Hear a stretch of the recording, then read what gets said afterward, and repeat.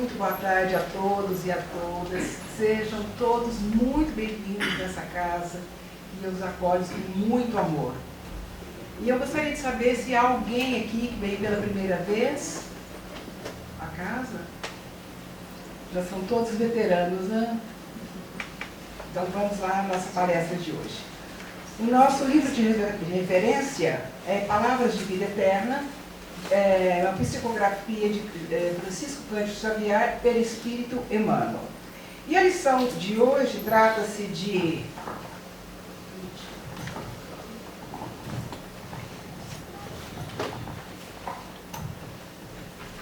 o convívio de Cristo. E inicia com assim que se alguém está em Cristo, nova criatura é. As coisas velhas já passaram, e eis que tudo se fez novo. Paulo, é a segunda carta aos Coríntios, no capítulo 5, versículo 17. E quando Paulo fala dessa maneira, eu acho que ele já é um grande exemplo para ser esse novo convívio com Cristo. Por que razão? Paulo era um judeu, e ele seguia a Torá e as leis dos homens. Só que ele também perseguia todos os cristãos. E tem uma passagem muito marcante que eu sei, e todos nós sabemos, mas que eu acho que uma das passagens mais lindas da vida do Paulo é esta. Que quando ele sai de Jerusalém, rumo a Damasco, para perseguir os cristãos. E nisso, nesse momento, no deserto, eis que uma luz surge diante dele. E acha aquele estranho e pergunta. E a figura de Jesus, logicamente, com isso. E ele pergunta para quem se trata. Quem és tu, Senhor? Que aquela luz tão diferente, tão incomum. E Jesus, depois de morto, aparece a ele. Quem és tu, Senhor? Eu sou Jesus, aquele que você persegue. E ele fala assim, Saulo, por que me persegues, né? Então, aí que ele pergunta, quem és tu? E nisso, a partir desse momento, Jesus diz a ele, vá até Damasco, que você será acolhido por alguém, que nada mais era do que Ananias, a quem ele iria, era um dos perseguidos. E ele reuniria muitas vezes esses cristãos para ser levado a julgamento na cidade de Jerusalém e também para serem executados. Então veja só quem é Paulo antes, que era Saulo, porque depois da sua conversão, que ele passa a se chamar Paulo. Então, na casa de Ananias, ele é recebido, e Ananias o cura de uma cegueira, o qual, quando estava diante de Jesus, passou a tê-la. E nesse sentido, Paulo percebe que há uma mudança dentro dele. E que mudança que é esse? É um Cristo o qual ele incorporou. Totalmente às avessas de quando ele era Saulo. Agora é Paulo. E foi um dos maiores divulgadores da doutrina do Cristo. E essas cartas de Coríntios e tantas outras que ele escreveu, era exatamente para essas igrejas se unirem quando havia povos diferentes, mas que forem todas elas unificadas, para que não se perdesse e tivesse tudo uma unidade cristã. Então esse foi Paulo. Então Paulo é um grande exemplo de mudança. Será que nós temos um pouco de Paulo dentro de nós? Será? Claro que sim. E por quê? Nós temos as nossas tribulações das nossas vidas. Nós temos dissabores, temos amarguras, temos questões de encarnações passadas, uma vida muitas vezes focada para os bens materiais e tantas coisas que nos sucedem nas nossas vidas, que em um determinado momento nós nos sentimos perdidos. E o que fazer? Diante, às vezes, de tanta dor, dessas dores tão diferentes, que a dor do corpo físico, a dor da alma, nós recorremos a alguém. Nada mais é do que Cristo. Vamos ir buscar em Cristo, por meio dos seus ensinamentos, deixar que entre em nossos corações, para que nós possamos, com tudo aquele legado de amor, de paciência e um amor incondicional que ele espraiava por onde ele passava. E por onde Jesus passava, havia um séquito que o acompanhava.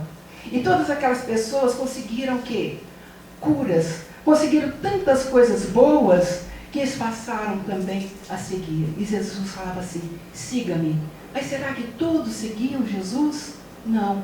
Algumas pessoas às vezes não estavam preparadas, não tinham uma natureza espiritual para acompanhar Cristo.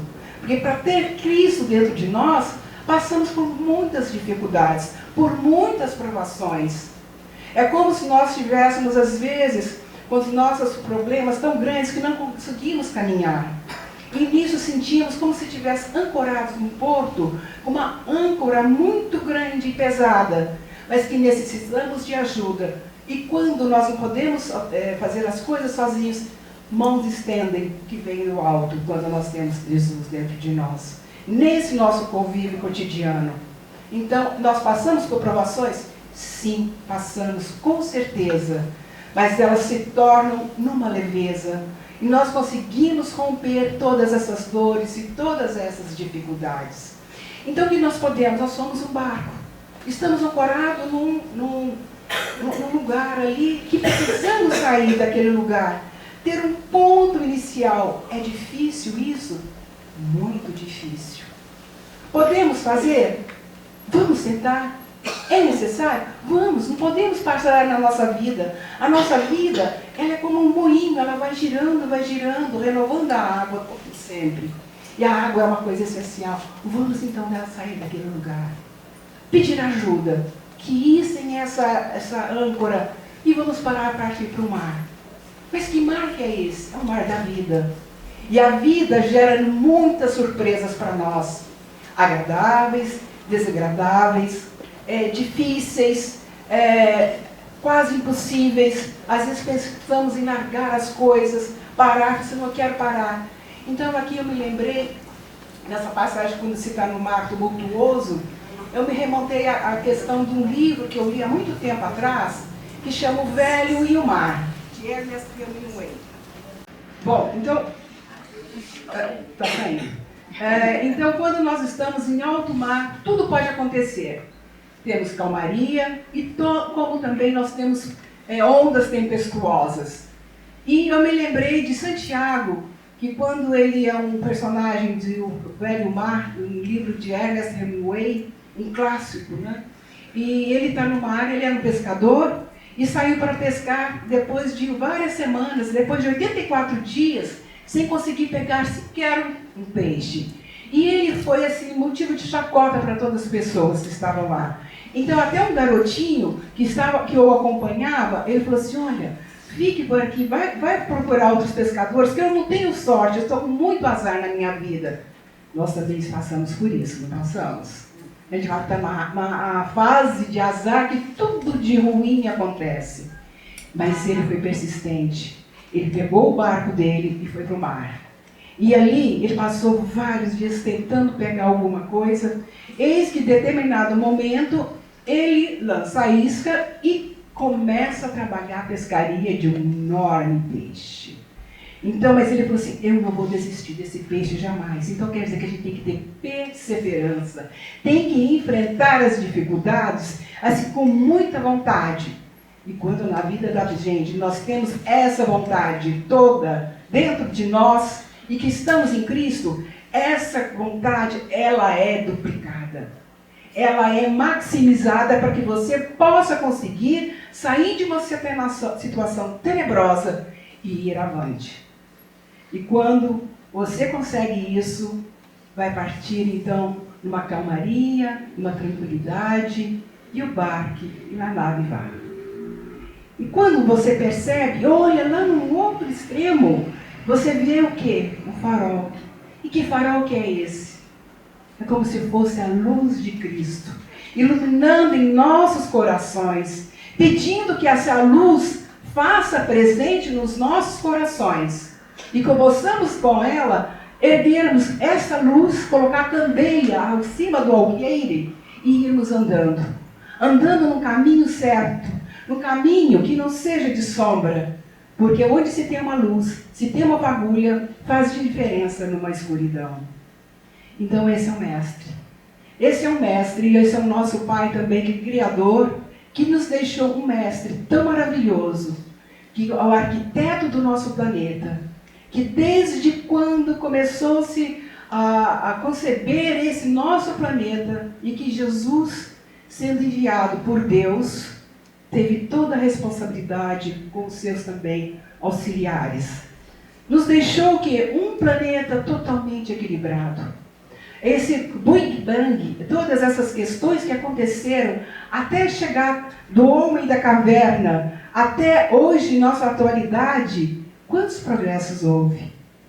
Quantos espíritos, missões vieram antes de Jesus, abrindo caminho para que a humanidade pudesse introjetar um pouco de algo de bom ali, naquela comunidade que estava lá nas cavernas, que os homens eram coletores, caçadores, e que tinham uma pequenez espiritual. E o mundo foi evoluindo, e nós fomos evoluindo também, enquanto espíritos. Até que chega um determinado momento em que temos, então, um apogeu, né, que nós tivemos na Renascença, uma coisa maravilhosa, que é mais próximo de nós. Depois dos períodos das trevas, vem a Renascença. Então, sempre a nossa vida vai ter o quê? Períodos sombrios, períodos também de renascença. Que é um renascer, mas esse renascer brota por quê? Com as mensagens de Jesus.